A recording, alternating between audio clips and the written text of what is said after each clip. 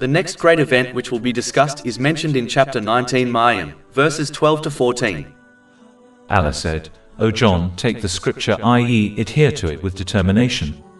And we gave him judgment while yet a boy, and affection from us and purity, and he was fearing of Allah, and dutiful to his parents, and he was not a disobedient tyrant.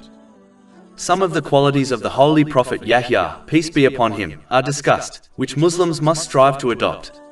It is important for Muslims to gain and act on useful knowledge, as this is true wisdom and fine judgment. A wise person uses their knowledge so that it benefits them and others in both worlds. Knowledge by itself does not achieve this result. This is why there are plenty of people who possess much worldly and religious knowledge, yet are lost in misguidance, as they do not apply their knowledge in the correct way. The best way to achieve this is to gain knowledge and apply it according to the traditions of the Holy Prophet Muhammad, peace and blessings be upon him, as no one has been granted such wisdom as him. Chapter 62 Al-Jumu'ah, verse 2. It is he who has sent among the unlettered Arabs a messenger from themselves, reciting to them his verses and purifying them and teaching them the book, i.e., the Quran, and wisdom, i.e., the Sunnah, although they were before in clear error. Muslims should strive to purify their spiritual hearts, as this will lead to the purification of their bodies. This has been confirmed in a narration found in Sahih Muslim, number 4094. The best way to achieve this is by learning and acting on the Holy Quran and the traditions of the Holy Prophet Muhammad, peace and blessings be upon him. This will ensure they replace their negative traits with good ones.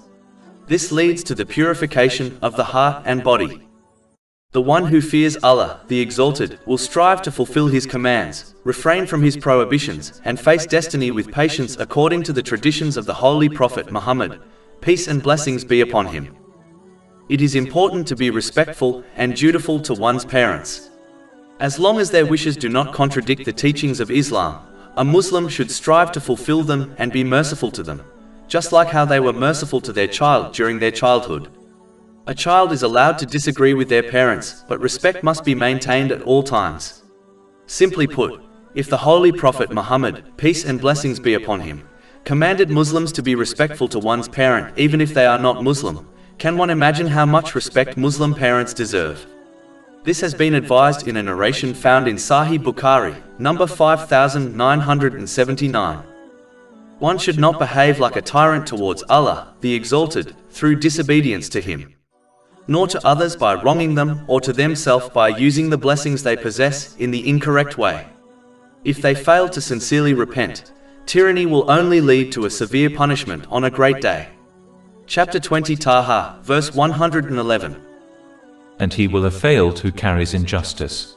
Over 400 free ebooks, audiobooks, infographics, podcasts and blogs available on our website, www.shaykhpod.com.